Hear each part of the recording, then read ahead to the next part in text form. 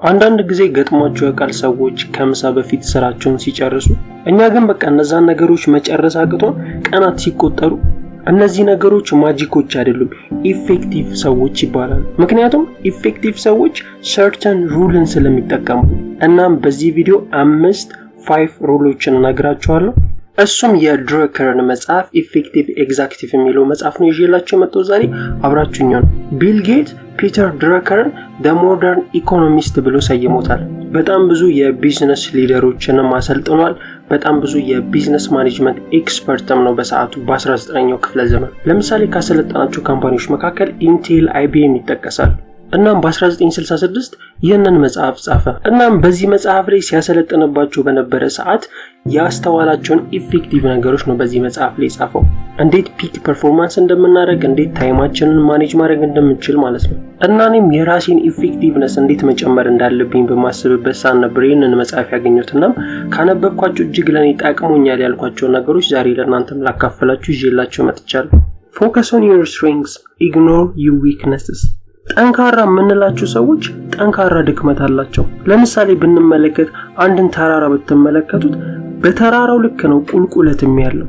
ማንኛውም ሰው በሁሉም ነገር ላይ ጠንካራ መሆን አይችልም። አንድ ነገር እዚህ ጋር ልንገራችሁ፣ ድክመት የሚባል ነገር አለ። እናም በዚህ ዩኒት ላይ የሚለን ዊክነሳችሁን ድክመታችሁን እርሱት ነው። ምክንያቱም ሁሉ ጊዜ ድክመታችሁ ላይ የምትሰሩ ከሆነ ሰዓታችሁን ነው እያጠፋችሁ ያላችሁት። ጠንካራ ጎናችሁ ላይ ጠንከራችሁ ስሩ ነው የሚለን ይሄ። ምክንያቱም ጠንካራ ጎናችሁን ስታጠናክሩ ነው ውጤትም ቶሎ የምታገኙት። ይህንን ምክር ብዙዎች አይቀበሉትም። ለምሳሌ ገና ከልጅነታችን ጀምሮ ማትስ ላይ ጥሩ አይደለም፣ ማትስ ላይ ጠንከረ መስራት አለብህ፣ እናም ማትስ ላይ ብዙ ስራ፣ ማትስ ላይ ጊዜን አጥፋ እንባላለን። ገርማችሁ አሁን ራሱ እኔ እንደዚህ ትልቆኝ ማትስ ላይ እጅግ በጣም እቸገራለሁ። እናም በዚህ መጽሐፍ ላይ ድረከር ይህ እጅግ በጣም ፉሊሽ ነው የሚለን። እናም እሱን ትታችሁ የእናንተን ስትሬንግስ ጠንካራ ጎኔ ነው የምትሉትን ነገር ፈልጉት። ኢሬሌቫንት ትሆናላችሁ። ሜክ ዩር ስትሬንግስ ሶ ስትሮንግ that your weakness become irrelevant ይላል። ለምሳሌ የእናንተ ጠንካራ ጎን ወርቅ፣ የእናንተ ደካማ ጎን ደግሞ አሸዋ ብላችሁ ሰዱት። ስለዚህ አሁን ማተኮር ያለባችሁ ምን ላይ ነው? ወርቁ ላይ ነው ማተኮር ያለባችሁ፣ አሸዋውን ትታችሁ ማለት ነው። አሁን ደግሞ እዚህ ጋር ብዙዎቻችን የምንቸገረው እንዴት ነው ጠንካራ ጎኔን ማግኘት የምችለው የሚለው ነው። በመጀመሪያ ላይ ራሳችሁን አብዞርቭ አድርጉት። እስቲ የራሳችሁን ፓተርን ፈልጉት። እናንተ ስትሰሩ ውጤታማ የምትሆኑት ወይንም እናንተ ስትሰሩ ሞር ደስ የሚላችሁ በቲም ስትሰሩ ነው ወይንስ ደግሞ ለብቻችሁ ተነጥላችሁ ስትሰሩ ነው? ስታነቡ ነው ወይንስ ደግሞ ስታዳምጡ ነው? ጠዋት ላይ ስማር ነው ወይንስ ደግሞ ማታ ላይ ሳነብ ነው እኔ ሞር ፕሮዳክቲቭ የሚለውን ለዩ። ምክንያቱም ሁላችንም እንለያያለን። አንደኛው የሚሰራው ለአንደኛው ስለማይሰራ ማለት ነው። ኢፌክቲቭ ሰዎች ለራሳቸው የሚመቸውን ያውቃሉ። የሌሎችን ምርጫ አይደለም የሚመርጡት። ሌሎች ውጤታማ ስላደረጋቸው ያ ነገር እነሱም ያንን ነገር ያደርጋሉ ማለት አይደለም። ለነሱ የሚፈጀውን ለነሱ የሚሰራላቸውን ኢፌክቲቭ የሚያደርጋቸውን ነገሮች ይመርጣሉ። ታዲያ ኢፌክቲቭ የምንላቸው ሰዎች ዊክነስ ያለባቸውን ሰዎች ሲያጋጥማቸው ወይንም ዊክነስ ያላቸው ነገር ላይ ምንድነው የሚያደርጉት? በዚህ ሰዓት ላይ እነዚህ ኢፌክቲቭ የምንላቸው ሰዎች የሚያደርጉት እነዛ ሰዎች ስትሬንግዛቸውን እንዲያገኙ ኢንቫይሮንመንት ይፈጥሩላቸዋል። ማለትም እነዚህ ሰዎች በየትኛው መልኩ ቢሰሩ ነው ውጤታማ ሊሆኑ የሚችሉ የሚሉትን ያስባሉ። ለምሳሌ እናንተ መስሪያ ቤት አንድ ጆን የሚባል ሰው አለና አካውንታንት ነው እንበል። ነገር ግን በቃ በቲም መስራት አይችልም፣ ከሰዎች ጋር ተግባብቶ አንድ ላይ መስራት አይወድም። እናም የጆን ማናጀሮች ምን አደረጉ? ፕራይቬት ለብቻው የሚሰራበትን ቦታ አመቻቹለት፣ ኢፌክቲቭም እንዲሆን አደረጉት። ሁለተኛ ላይ የምንመለከተው ማኔጂንግ ዩር ታይም ነው። ብዙዎቻችን የምንረዳው ታይም ማኔጅ ሲባል ቱዱ ሊስታችንን መመልከት ነው፣ የምናደርጋቸውን ነገሮች። እናም ባለን ጊዜ እነዛን ታስኮች እንዴት ነው መጨረስ የሚለው ነው የሚያሳስበን። ነገር ግን ይህ የተሳሳተ መንገድ ነው የሚለን መጽሐፍ። ኢፌክቲቭ ሰዎች በፍጹም ይህንን አይመለከቱም። ታይማቸውን ነው የሚመለከቱት። በፍጹም ፕላን አያደርጉም። አክቹዋል ትራክ ጎዝ ይፈጥራሉ። ለምን መሰላችሁ? እኛ የሰው ልጆች ስንባል እጅግ በጣም ድክመት አለብን። ራሳችንን ኮንትሮል ማድረግ፣ ፕሮክራስቲኔሽንን ማጥፋት እጅግ በጣም እንቸገራለን። ለምሳሌ አንድን ስራ መስራት ፈልጋችሁ ትላንት ያደረጋችሁት ነገር ወይንም ደግሞ ምሳ ምን ልበሉ እንደምትችሉ ማሰብ ትጀምራላችሁ። ማይንዳችን አኪዩሬት ይሰራል። the last 24 hour ምን ሰራው ብሎ ማለት ነው። ከዛም በኋላ አይምሯችሁ ላይ ሪቪው ነው የሚፈጥርላችሁ። ምን እንዳደረጋችሁ፣ ምን እንዳላችሁ ነው ትዝ የሚላችሁ። ምክንያቱም ሪላየብል የሚያደርግበት አንዱ ምክንያት ማይንድ ሪከርድ ስለሚያደርግ ነው የምታደርጓቸው እያንዳንዱ እንቅስቃሴዎች። እናም አንዳንዴ ኤስቲሜት በሚባሉት ሰዎች እንዴት ታይም ማኔጅ እንደሚያደርጉ ነው ግራም ይገባል። እናም በዚህ መጽሐፍ ላይ ኤስቲሜት የሚያደርጉትና ሪከርድ የሚያደርጉትን ለሁለት ጎራ ከፍሎ ያሳየናል። እናም የሚገርማችሁ ምንም አይነት ተመሳሳይነት የላቸውም ሪከርድ ከሚያደርጉትና ኤስቲሜት ከሚያደርጉት ምንም አይነት ቃል አይመሳሰልም። እናም በአንድ ካምፓኒ ውስጥ የተጠናን ጥናት ይህ መጽሐፍ ይገልጽልናል። ኤስቲሜት የሚያደርጉ ሰዎችና ሪከርድ የሚያደርጉ ሰዎች ብሎ ማለት ነው። እናም በዚህ መጽሐፍ ላይ በአንድ ወቅት የተጠና ጥናትን ይነግራል። ኤስቲሜት የሚያደርጉ ሰዎችና ሪከርድ የሚያደርጉ ሰዎች ብሎ ለሁለት ይከፍላቸዋል። እናም ጥናቱ የተደረገው አንድ ጆን የተባለ ሰራተኛ ላይ ነበር። እናም ያ ጆን ከሲኒየር ሰራተኞች ጋር ስብሰባ እንደነበረው ብዙ ታስኮችን ጽፎ ነበር። ነገር ግን አንዱንም ሊያሳካው አልቻለም። ነገር ግን የሚሰራቸውን ታስኮች ሪከርድ ማድረግ ሲጀምር የትኛውን በመጀመሪያ ላይ ማድረግ እንዳለበት ሲያስብ ሞር ፕሮዳክቲቭ እየሆነ መጣ። ሌላው ደግሞ ታይማችንን ማኔጅ ማድረግ የሚጠቅመን ወይንም ታይማችንን ሪከርድ ማድረግ የሚጠቅመን ታይም the most scarce resource ነው። ማለት ቀናት በተቆጠሩ ቁጥር ያንን ነገር እያጣነው ነው የሚሄደው። አንድ ነገር ፈልገን ከዛ ለሚቀጥለው አመት ያንን ነገር ስንፈልግ ለዛ ነገር ያለን ነገር እየቀነሰ ነው የሚመጣው። ምን ማለት መሰላችሁ? ለምሳሌ እናንተና ጓደኛችሁ አላችሁና እናንተ አንድ ነገር ለማሳካት ፈለጋችሁና ከጓደኛችሁ ጋር ያቀዳችሁት ነገር እጅግ በጣም ተመሳሳይ ነው እንበል። እናም ከጓደኛችሁ ጋር አንድ ነገር ለማሳካት አቀዳችሁ። እናንተ ግን የጀመራችሁት በዚህ አመት ነው። ጓደኛችሁ የጀመረው በሚቀጥለው አመት ቢሆን ያ ነገር የመሳካት ሞር እድል ያለው ለእናንተ ነው ማለት ነው። ምክንያቱም ቶሎ እናንተ ስለጀመራችሁ። ስለዚህ ምንድነው የምናደርገው? ለምሳሌ እናንተ ለአንድ ሳምንት ልትሰሩ ያቀዳችሁትን ነገሮች ሊስቱን ዘርዝራችሁ አስቀመጣችሁት። ከዛ በኋላ ያላችሁን ሰዓት ማኔጅ ማድረግ ነው የምትጀምሩት። ማኔጅ ማድረግ ማለት ኢሊሚኔት ነው የምታደርጉት። የትኛውን በመጀመሪያ ላይ መስራት አለብኝ የሚለውን ማለት ነው። በመጀመሪያ ላይ ራሳቸውን 3 ጥያቄ ጠይቁ። እነሱ የመጀመሪያው ጥያቄ ይህንን ነገር ባቆመው እኔ ላይ ምን ሊፈጠርብኝ ይችላል የሚለውን ነገር ጠይቁ። ምንም የሚፈጠር ካልሆነ አቁሙት። ሁለተኛው ጥያቄ ሌላ ሰው ከኔ በተሻለ ይህንን ነገር ማን ሰርቶታል? የሰራውን ሰው ካገኛችሁ ከዛ ሰው ጋር ዴሊጌት ማድረግ ጀምሩ። ሶስተኛው ጥያቄ ምን ያደረኩ ነው ታይሚን ያጣሁት ያለሁት ብላችሁ ጠይቁ ራሳችሁ። አሁን ከዚህ በኋላ ማያስፈልጋችሁን ቱ ዱ ሊስቶቻችሁ ላይ የተዘረዘሩትን ነገሮች ማያስፈልጉትን ካወጣችሁ በኋላ ኮንሶሊዴት ነው የምታደርጉት። እናም በአንድ ጊዜ ብዙ ሊስቶችን ከፍታችሁ ሁሉም ነገር ላይ የምትሰሩ ከሆነ በፍጹም ፕሮዳክቲቭ ልትሆኑ አትችሉም። ምክንያቱም 30 ደቂቃ ሞር ፎከስ ሆኖ የሰሩት ይሻላሉ 2 ሰዓት ሙሉ አንድ ነገር ላይ ቁጭ ብሎ 15 ደቂቃ ይሄንን ስራ 15ኛው ደቂቃ ላይ ያኛውን ስራ ከሚሰሩት ይልቅ ማለት ነው። እናም ድረከር እንደሚለን ከግማሽ ቀን እስከ 2 ሳምንት ድረስ አቅዱ ነው አንድ ነገር ለማሳካት።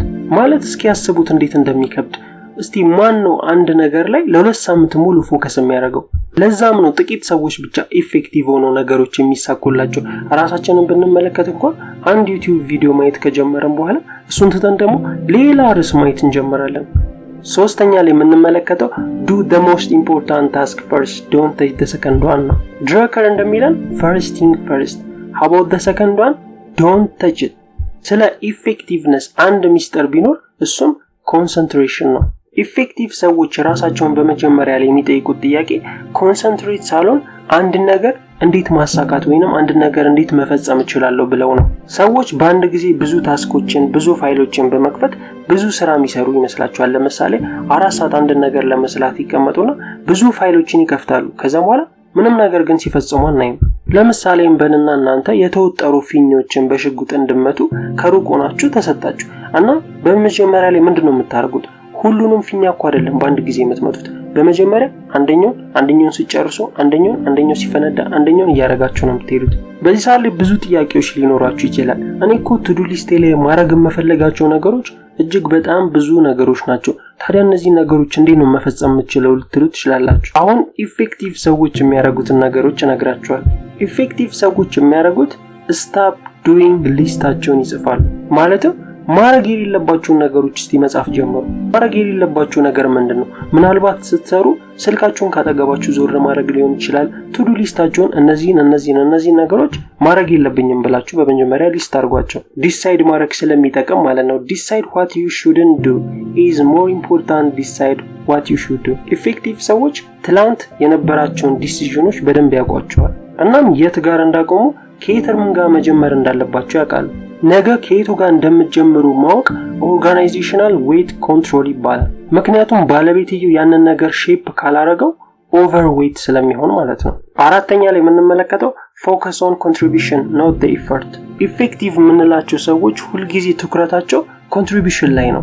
ሪዛልትን ኢምፕሩቭ ለማድረግ ምን ላይ ነው ኮንትሪቢዩት ማድረግ ያለብኝ ብለው ራሳቸውን ይጠይቃሉ። ብዙዎቻችን ግን የምናተኩረው ኢፈርት ላይ ነው። ድረከር እንደሚለን ኢፈርት ላይ ብቻ ትኩረት የምታደርጉ ከሆነ እናንተ ተከታዮች ናችሁ። ምንም ያክል እንኳን ታይተላችሁ ትልቅ ቢሆን ምንም አይነት ውጤት አታዩም። ነገር ግን ሪዛልትን የምትመለከቱ ውጤትን የምትመለከቱ ከሆነ መሪ ትሆናላችሁ ማለት ነው። ምንም ያክል እንኳን የእናንተ ታይትል ሎ ቢሆንም ማለት ነው። ማንም ሰው እኮ ኢፈርትን አይመለከትላችሁም። ለምሳሌ እናንተ ምንም ያክል ጠንካራ ስራ ብትሰሩ ሰዎች ውጤቱን ነው እንጂ የሚመለከቱት እናንተ ከኋላ ያሰለፋችሁትን ነገር ከኋላ ያሰለፋችሁትን ለቅሶ ማንም አያይላችሁም። አምስተኛ ላይ የምንመለከተው ፎከስ ኦን ሜኪንግ ኢፌክቲቭ ዲሲዥንስ። ኢፌክቲቭ የምንላቸው ሰዎች በፍጹም ሜኒ ዲሲዥን አይጠቀሙም። ብዙ ነገሮችን ዲሳይድ አያደርጉም። ኮንሰንትሬት የሚያደርጉት ኢምፖርታንቱ አስፈላጊ ለሚሉት ነገር ላይ ብቻ ነው። ለነሱ ቢግ የሚሉትን ፒክቸር ይመለከታሉ። አንድ ነገር ላይ ብቻ ነው ዲሳይድ የሚያደርጉት። አንድ ፕላን ብቻ ያወጣሉ። ከዛ በኋላ ከስር 10 ዲሲዥን ይፈጠራሉ። እነዛን ነገሮች እንዴት በቶሎ መፈጸም እንደሚችሉ ማለት ነው። እንዴት መሰላችሁ? ለምሳሌ እሁድ ማብሰል ወይንም ደግሞ እሁድ ቤታቸውን ማጽዳት ካለባቸው ያንን ነገር ብቻ ነው የሚያደርጉት። ለምሳሌ መስሪያ ቤት ላይ ሃየር ሰማን ሊኖርባቸው ይችላል። ያንን ነገር ለእናንተ ይሰጧቸዋል ወይም ሌላ ሰው እንዲሰራ ያደርጋሉ። ሌሎች እስቲ ዲሲዥን ሜኪንግ ፕሮሰሶችን እንመልከት። ሁልጊዜም የሚነሱት ከአይዲያና ከኦፒኒየን ነው። ሁልጊዜም ሰዎችን አማካሪ ናቸው። እንደዚህ ብናደርግ ይሻላል ብለው ነው አይዲያቸውን እንጂ ይሄ መሆን አለበት የሚሉ ሰዎች አይደሉም። ምክንያቱም ከዲፈረንት ኦፒኒየን የሚመጡ አይዲያዎች እጅግ ውጤታማ ስለሆኑ ማለት ነው። ኢፌክቲቭ የምንላቸው ሰዎች ኦርጋናይዝድ ዲስአግሪመንትን ይፈጥራሉ በሁለት ምክንያቶች። የመጀመሪያው ዲስአግሪመንት ከእናንተ ጋር የሚፈጥሩት ቤስት የሚሉትን አይዲያዎች ለማግኘት ነው። ምክንያቱም ሁለት ሰዎች ያወሩበት ሐሳብ እጅግ በጣም ምርጥ ስለሚሆን ማለት ነው። በቲም የተወያያችሁበት ነገር እጅግ በጣም ውጤታማ ይሆናል ራሳችሁ ብቻችሁን ከምትወሰኑት ይልቅ። ሁለተኛው ባክአፕ ፕላን ለመያዝ ነው። ይሄኛው እቅድ ባይሆንላችሁ ያኛውን ማድረግ እንዳለባችሁ። ለምሳሌ በቲም ተወያያችሁ። በቲም ከተወያያችሁ በኋላ አንዱ ሐሳብ ጸደቀ፣ ቢ ፕላን ደግሞ ያስፈልጋል። ውሳኔ የምንላቸው ነገሮች ያለ ፕላን ቢ ውሳኔ ሊባሉ አይችሉም። ፕላን ቢ ያላችሁ ማለት ፕላን ኤ እንኳን ፌል ቢያደርግ ከዛ በኋላ ጊቭ አፕ ነው የሚሆነው። በቃ ተስፋ ትቆርጣላችሁ። ያንን ነገር ለመስራትም ሞራል አይኖራችሁም። ነገር ግን ፕላን ቢ ያላችሁ ማለት ኪፕ ጎይንግ ነው።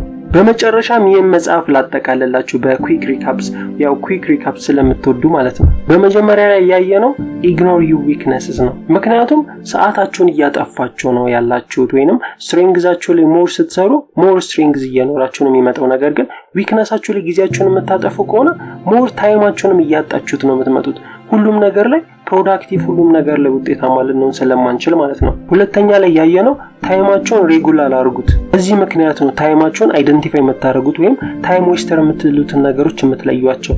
ላርጅ ታይም ብሎክ አበጁለት፣ እሱም በኮንሶሊዴት ማለት ነው። ሶስተኛ ላይ ያየነው ፈርስት ቲንግ ፈርስት፣ ኢግኖር ዘ ሰከንድ ቲንግ። አንደኛውን ስራችሁን በመጀመሪያ ላይ ሰርታችሁ ጨርሱ። ሁለተኛውን ታስክ በፍጹም እንዳትነኩት። የመጀመሪያውን ከጨረሳችሁ በኋላ ነው ያንን የምትሰሩት። ቱዱ ሊስታችሁን ክሊር ማድረግ እንዳትረሱ፣ ምክንያቱም የሚረዳችሁ አዲስ አይዲያዎችን ወደ አእምሯችሁ ስለሚያመጣላችሁ ማለት ነው። አራተኛ ላይ ያየነው በቢዝነሳችሁ ኢፌክቲቭ መሆን የምትፈልጉ ከሆነ ራሳችሁን ጠይቁ። ምንድነው ኮንትሪቢዩት ማድረግ ያለብኝ? ስራዬን በመሰራ ሰዓት ሎ ኢምፓክት ያለው ስራ የትኛው ነው? የትኛውን ማቆም አለብኝ ብላችሁ ራሳችሁን ጠይቁ። አስታውሱ፣ ሁልጊዜ ፎከስ ማድረግ ያለባችሁ ሪዛልት ላይ ነው፣ ውጤት ላይ ነው። የእናንተን ኤፈርት ማንም አይመለከትላችሁም። አምስተኛ ላይ ያየነው ሜክ ፊው በት ስትራቴጂክ ዲሲዥን፣ ስሞል ዲሲዥኖች እንድትጠቀሙ ያደርጋችኋል። አንድን ታስክ ትመርጣላችሁ፣ ከዛ በዛ ታስክ ስር ምን ማድረግ እንዳለባችሁ ትዘረዝራላችሁ። የሌሎችን አይዲያ ኦፒኒየን መቀበላችሁን በፍጹም እንዳትረሱ። አይሆፕ የመጽሐፍ የቱ ቦታ ላይ ፎከስ ማድረግ እንዳለባችሁና ምን ስታደርጉ ምን አይነት ሪዛልቶች እንደምታገኙ እንደመራችሁ ወይም ትንሽ አይዲያ እንደፈጠረላችሁ አስባለሁ። እንደዚህ አይነት መጽሐፎች ቢዝነስ ሊሆን ይችላል፣ ፐርሰናል ዲቨሎፕመንት፣ ሳይኮሎጂ መጽሐፎችን የምትፈልጉ ከሆነ ፕሌሊስት ላይ ቼክ ማድረጋችሁን እንዳትረሱ። ስላዳመጣችሁኝ አመሰግናለሁ።